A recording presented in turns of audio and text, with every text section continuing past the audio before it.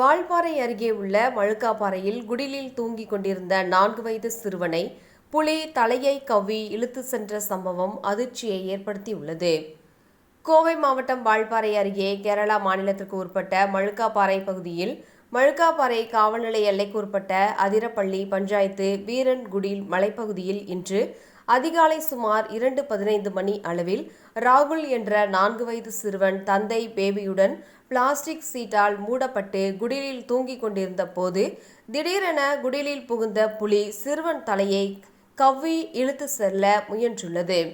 அப்போது சிறுவன் அலறிய சத்தம் கேட்டு குடும்பத்தினர் எழுந்து பார்த்தபோது தனது மகனின் தலையை புலி கவ்வியுள்ளதை பார்த்து அதிர்ச்சி அடைந்து வெளியே சென்று கதறி கூச்சலிட்டனர். இதில் அச்சமடைந்த புலி கவ்வி பிடித்திருந்த சிறுவனை கீழே போட்டுவிட்டு மிரண்டு காட்டிற்குள் ஓடியுள்ளது.